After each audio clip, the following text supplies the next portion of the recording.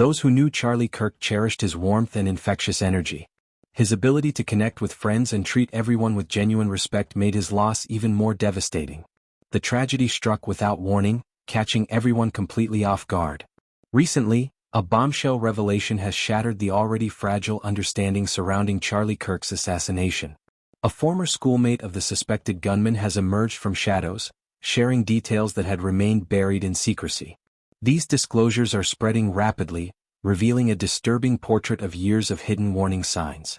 She encountered Kirk's alleged assailant while heading to the Prove Me Wrong event at Utah Valley University. Here's Jody Riosa with the latest developments.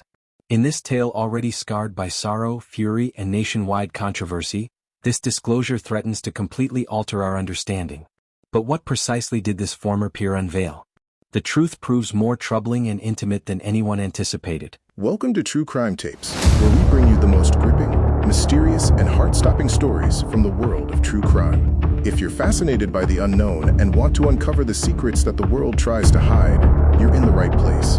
Don't forget to hit that subscribe button and turn on notifications so you never miss a chilling story. And for those of you already part of our community, welcome back. We're glad to have you with us.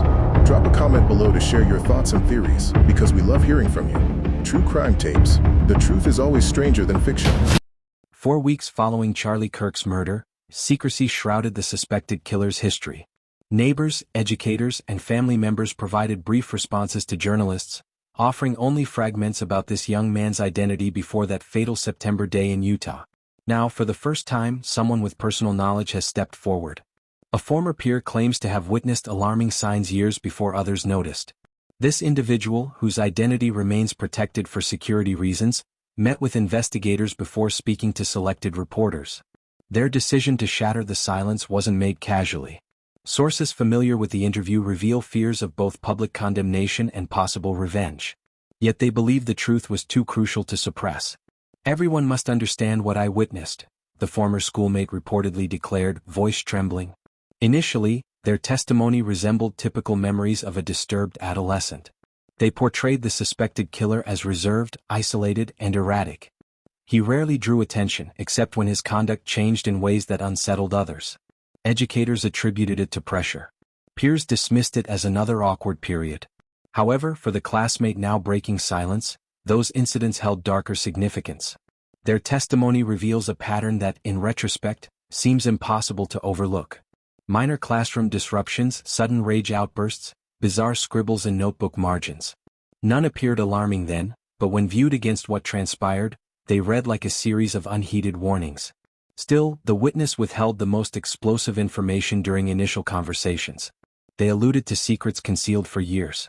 Discussions, writings, and fixations only they had observed. "I doubt anyone would accept my account without seeing it themselves," they confided to one interviewer. Long before Charlie Kirk's killer dominated headlines, peers were already murmuring about him. The accused didn't merge smoothly into academic life. Actually, his presence often carried unease, not boisterous or hostile, but deeply troubling.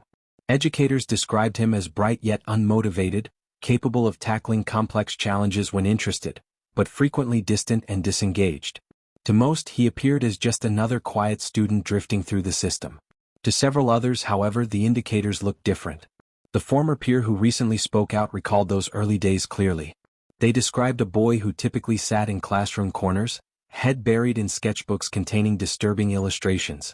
He seldom participated in group projects, avoided direct eye contact, but when he did interact, it usually involved explosive anger or frustration, as if invisible burdens weighed him down. Moments occurred when his words suggested deeper turmoil. He would mumble about feeling unnoticed or ignored, making remarks peers brushed aside then, but now sound terrifying in hindsight. Occasionally he discussed public figures with unusual passion, expressing both respect and bitterness in ways that puzzled those nearby. Nevertheless, none of these episodes triggered concerns beyond campus boundaries. Counselors noted his social withdrawal but classified it as normal teenage isolation. Instructors encouraged better academic focus. Friends assumed he was experiencing a difficult phase. Nothing seemed hazardous enough to escalate. What remains now, especially in the testimony of the witness sharing these memories, is the feeling of lost chances. "Looking backward, everything was visible," they stated, voice breaking during recollection. "But then we didn't understand what we were observing. When the former peer finally decided to speak openly, the initial disclosure was as shocking as it was disturbing. The suspected shooter's fascination with Charlie Kirk hadn't begun in recent weeks or months before the tragedy. It had commenced years earlier. According to the witness, what started as curiosity rapidly escalated into obsession. The perpetrator reportedly dedicated countless hours viewing Kirk's presentations online. Initially, it appeared innocent. Many young people follow political commentators, particularly during election periods. However, the classmate recalls how his interests developed in unusual intensity. He didn't simply watch segments, he memorized them. He didn't merely debate them in class, he brooded over them as though every word Kirk uttered was personally directed at him. What struck the witness most was the passion with which the shooter both admired and despised Kirk. It seemed like he couldn't determine whether he wanted to become him or eliminate him, the peer explained.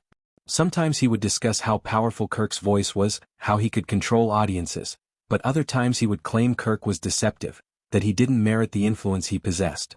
During private conversations, the shooter reportedly maintained records of Kirk's tours, speeches, and personal life as covered in media. He scrawled questions in notebook margins, not about schoolwork but about Kirk. Why was he so successful? Why did people heed him? Why couldn't he be challenged? The obsession also infiltrated academic assignments.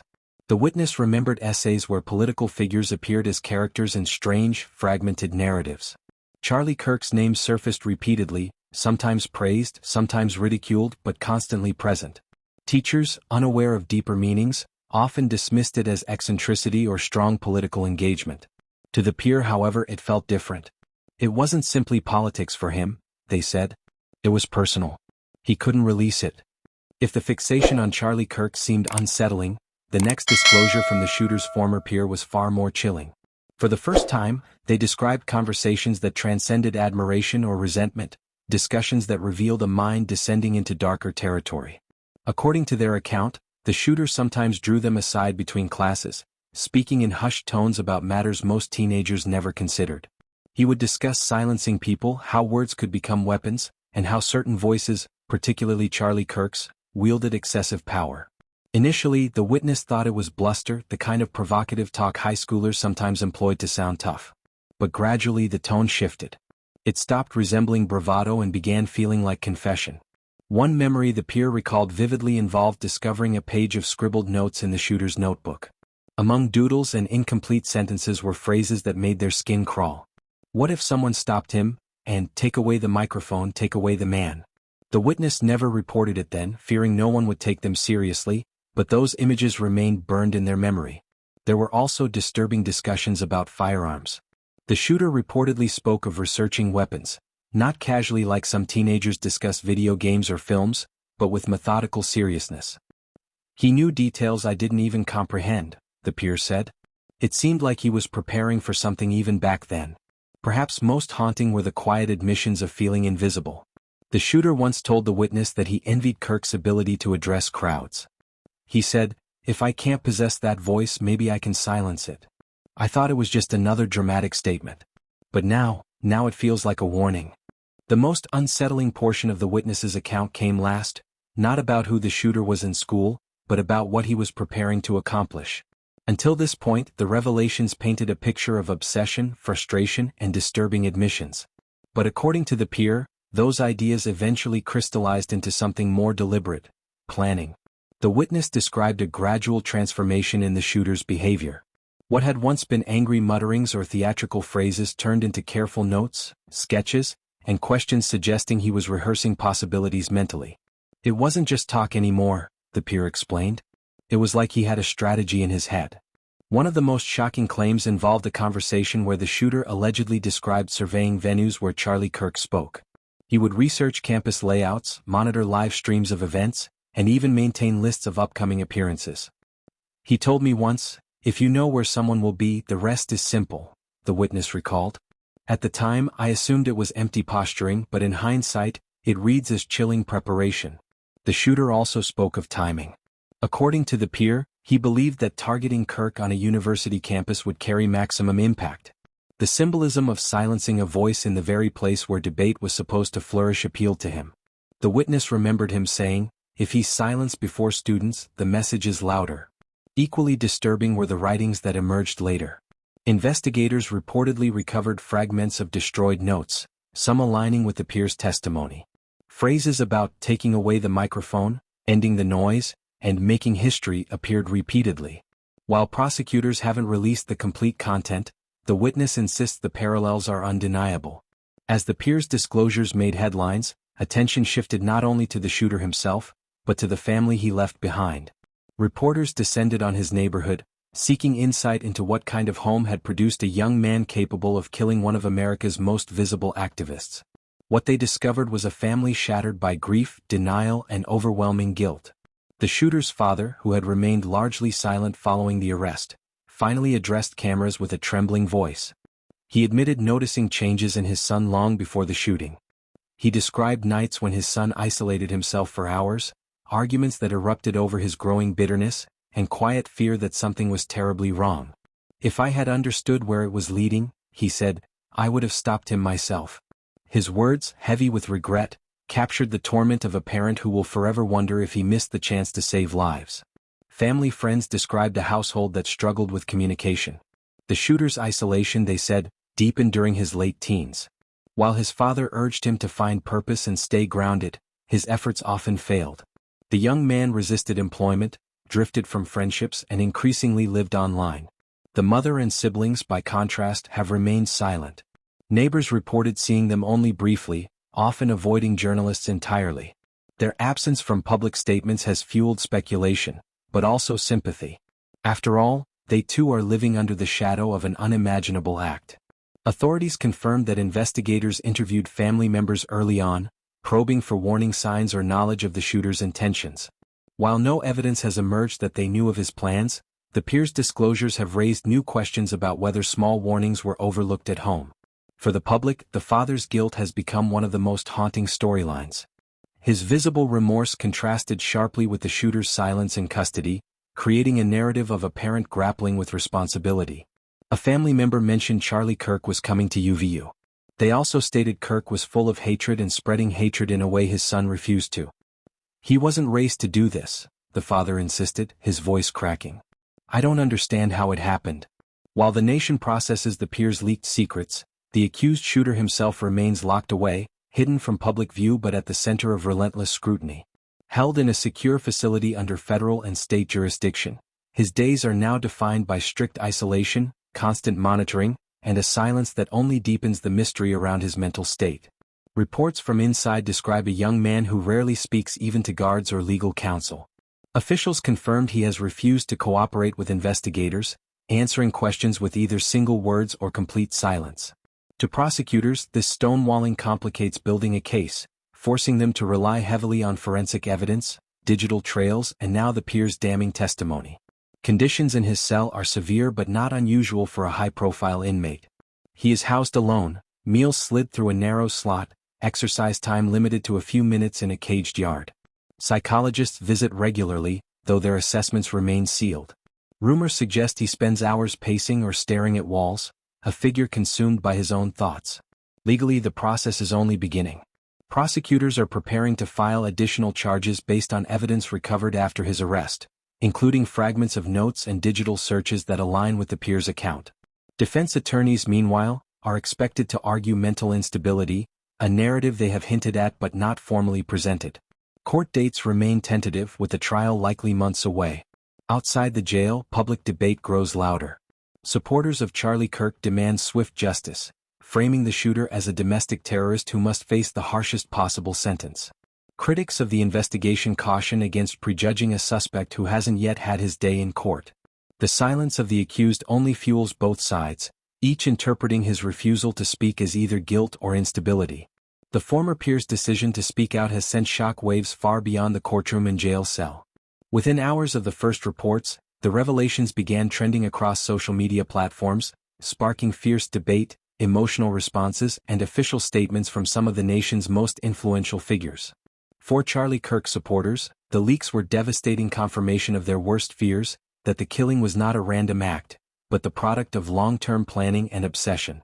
Online communities rallied around Erica Kirk, reposting the witness's testimony alongside images from the funeral, vowing that Kirk's voice would not be silenced. Hashtags demanding maximum penalties for the shooter dominated timelines. Faith groups also weighed in, framing the leaks as a tragic example of what happens when spiritual emptiness festers unchecked. Elon Musk, who had already delivered a powerful tribute at the funeral, addressed the leaks directly on X. His posts condemned the years of ignored warning signs and questioned whether schools and social networks had failed to intervene. This was preventable, Musk wrote in one widely shared post. We cannot allow dangerous obsessions to grow in silence. His words carried enormous weight, sparking headlines across the globe. Former President Donald Trump also spoke, framing the peer's revelations as proof of what he called a culture of violence that must be rooted out.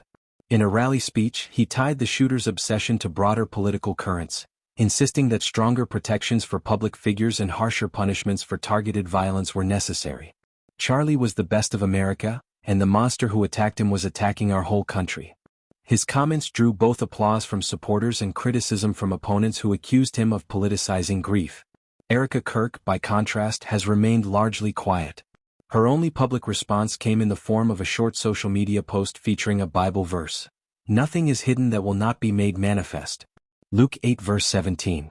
For many, this was a pointed but dignified acknowledgement of the leaks, a reminder that even secrets whispered in hallways eventually come to light. In the weeks since Charlie Kirk's assassination, the grief has been overwhelming, the political fallout fierce, and the search for answers relentless. But now, with the leaks from a single former peer, the story carries a new and darker dimension. What was once a tragedy framed by shock is now seen as the culmination of years of obsession hidden in plain sight. For many, the witnesses' revelations have transformed the narrative. No longer is the shooter viewed as simply snapping in a moment of rage. Instead, he is remembered as a young man who planned, prepared, and left a trail of red flags that too few recognized. The whispers in classrooms, the strange notes in notebook margins, the chilling comments that seemed like teenage dramatics at the time, they now form a mosaic of missed opportunities.